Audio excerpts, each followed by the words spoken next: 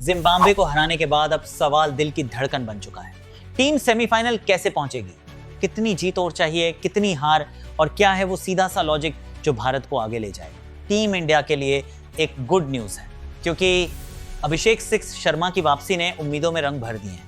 उधर south Africa ने वो चमत्कार कर दिया जिसकी भारत को जरूरत थी। सच में उनका धन्यवाद बनता है, क्योंकि उसी जीत ने रास्ता खोला है। आज बात होगी पूरे समीकरण की, दिल से, जुनून से।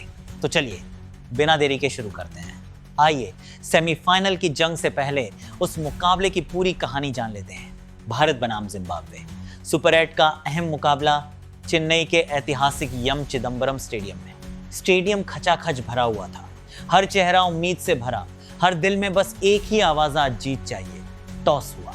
जिम्बाब्वे के कप्तान सिकंदर रजा ने टॉस जीता और पहले गेंदबाजी का फैसला किया।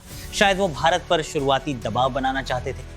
भारत की तरफ से ओपनिंग करने उतरे अभिषेक शर्मा और संजू सैमसन। संजू ने आते ही इरादे साफ कर दिए। पहले ही ओवर से आक्रामक शॉट्स, कवर ड्राइव, पुल, शानदार टाइमिंग। 15 गेंदों पर 24 रन, पारी छोटी थी लेकिन अंदाज बड़ा था।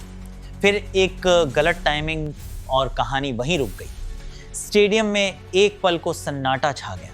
लेकिन आज रात किसी और के नाम लिखी थी। 3 गोल्डन डक के बाद जिस खिलाड़ी पर सवाल उठ रहे थे, वही आज जवाब देने के मूड में था। अभिषेक हिटिंग शर्मा। शुरुआत संभल कर, फिर अचानक गियर बदल गया। हर गेंद पर आत्मविश्वास, हर शॉट में गुस्सा और जुनून।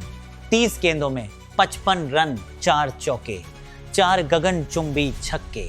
ये सिर्फ रन नहीं थे, ये वापसी का ऐलान था। भीड़ खड़ी होकर तालियां बजा रही थी। कैमरा उनके चेहरे पर था और चेहरे पर वो संतोष में लौट आया। दूसरे छोर से ईशान किशन ने भी रफ्तार बनाए रखी। 24 गेंदों में 38 रन तेज, आत्मविश्वासी और पूरी तरह बेखौफ। फिर मैदान पर आए कप्तान सूर्य कुमार यादव। 13 गेंद, 33 run, 360 degree shots, scoop, flick, अंदर बाहर, जैसे गेंद और बल्ले के बीच कोई खास रिश्ता हो। लेकिन असली तूफान अभी बाकी था। तिलक वर्मा ने 16 गेंदों में 44 रन ठोक दिए। हर शॉट में क्लास और आक्रामकता का संगम। और फिर आए हार्दिक पांड्या। 23 गेंदों में 50 रन। अंतिम ओवरों में छक्कों की बरसात, गेंद हवा में, दर्शकों की सांसें थमी हुई और फिर स्टैंड्स में गिरती गेंद। ये सिर्फ एक पारी नहीं थी, ये आत्मविश्वास की वापसी थी। ये संदेश था, भारत अभी जिंदा है। चेन्नई की वो रात, रोशनी, शोर, तालियां और अभिषेक की मुस्कान। अब कहानी आगे बढ़ेगी। 1 मार्च को है, लेकिन जिम्बाब्वे के खिलाफ ये जीत सिर्फ 2 अंक नहीं, ये एक इमोशनल कमबैक था। और कभी कभी ऐसी जीतें ही टूर्नामेंट का रुख बदल देती हैं। अब सवाल है, इंडिया अब कैसे होगी क्वालिफाई? वो जान लीजिए। अब सिर्फ वेस्ट इंडीज इंडिया के बीच लड़ाई है। जी हाँ, अब जो ग्रुप 1 है उसमें जो लड़ाई बची है, वेस्ट इंडीज और इंडिया के बीच ही सिर्फ लड़ाई बची है। ग्रुप 1 से अफ्रीका हुई क्वालिफाई। और आपको मैं बता दूं कि ग्रुप 1 से सुपर 8 के लिए अफ्रीका ऑफिशियल तौर पर क्वालिफाई हो गई है। 2 मैचों में 2 जीत, 4 पॉइंट, शानदार एनआरआर के साथ अफ्रीका क्वालिफाई हो गई है। यानी कि अब एक जगह के लिए वेस्ट इंडीज और इंडिया में टक्कर। जी हाँ, ग्रुप 1 से अफ्रीका चली गई और अब एक ही जगह बची है जिसमें वेस्ट इंडीज और इंडिया की टक्कर है। तो अब इंडिया कैसे जाएगी या वेस्ट इंडीज कैसे जाएगी, वो जान लीजिए। इंडिया ने जिम्बाब्वे को हरा दिया है। अगर आप सोच रहे हैं कि वेस्ट इंडीज के हारने से सारा खेल खत्म हो गया, तो नहीं बॉस, रुको ठहरो। अभी इंडिया को क्या करना है वो तो जान लो। इंडिया जिम्बाब्वे को तो हरा चुकी है, अब बारी है वेस्ट इंडीज की। अब यही मुकाबला तय करेगा कि कौन जाएगा सेमीफाइनल में। और जिम्बाब्वे को इंडिया हराकर वेस्ट इंडीज के पॉइंट बराबर हो गई है। वेस्ट इंडीज के 2 पॉइंट ऑलरेडी है और इंडिया की भी 2 पॉइंट हो गई है। यानी कि वेस्ट इंडीज और इंडिया दोनों बराबर हो जाएंगे।